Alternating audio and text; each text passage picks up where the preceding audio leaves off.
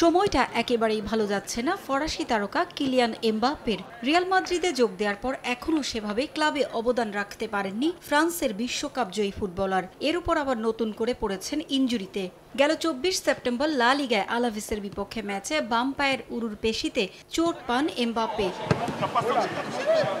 ইনজুরির কারণে সবশেষ মাদ্রিদ ডার্বিতেও খেলতে পারেননি ফরাসি তারকা। রিয়ালও ড্র করে সেই ম্যাচে। প্রাথমিকভাবে ধারণা করা হয়েছিল অন্তত ৩ সপ্তাহ মাঠের বাইরে থাকতে হবে ২৫ বছর বয়সী এই ফরোয়ার্ডকে। তবে দ্রুত সুস্থ হয়ে ওঠায় চ্যাম্পিয়ন্স লিগেই লিলের বিপক্ষে ম্যাচে ফেরেন তিনি। তার ফেরার ম্যাচে খর্বশক্তির ফরাসি ক্লাবটির কাছে ১-০ গোলে হেরে যায় রিয়াল মাদ্রিদ। ক্লাবে নিজের ছায়া হয়ে থাকা এমবাপ্পে ম্যাচে হারের দিন পেলেন আরও এক দুঃসংবাদ।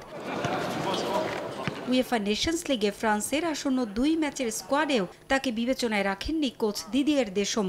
তবে গুঞ্জন ডালপালা মেলার আগেই বিষয়টি পরিষ্কার করেছেন ফরাসি কোচ। ইনজুরি থেকে ফিট হয়ে উঠতে ফরাসি তারকাকে পর্যাপ্ত সময় দিতে চান তিনি। দলের সেরা তারকাকে নিয়ে কোনো ঝুঁকি নিতে চান না দেশম। এ কারণে ইসরায়েল ও বেলজিয়ামের বিপক্ষে ২ ম্যাচের স্কোয়াডে রাখা হয়নি তাকে। ১১ই অক্টোবর ইসরায়েলের বিপক্ষে বুদাপেস্টে প্রথম ম্যাচ ফ্রান্সের। ১৪ই অক্টোবর ব্রাসেলসে বেলজিয়ামের বিপক্ষে দ্বিতীয় ম্যাচ খেলবে লেস ব্লু।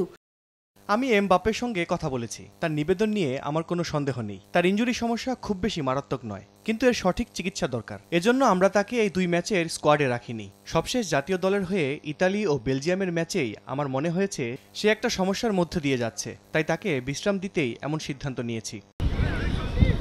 ১৫ মাস পর ফ্রান্স দলে ফিরেছেন চেলসি তারকা ক্রিস্টোফার এনকুকু ও ওয়েসলি ফোফানা। গেল বছর জুনের পর প্রথমবারের মতো ডাক পেয়েছেন এনকুকু। মাত্রই জাতীয় দল থেকে অবসর নিয়েছেন ফ্রান্সের নির্ভরতার প্রতীক আঁতোয়া গ্রিজম্যান। গ্রিজম্যানের এই সিদ্ধান্তকে স্বাগত জানালেও ফ্রান্স দলে তার অবদানের জন্য কৃতজ্ঞতাও প্রকাশ করেছেন দেশম। নতুনদের জায়গা ছেড়ে দিতে গ্রিজম্যানের এই সিদ্ধান্তকে ইতিবাচক হিসেবেই দেখছেন তিনি। পারভিন আক্তার, সময় সংবাদ।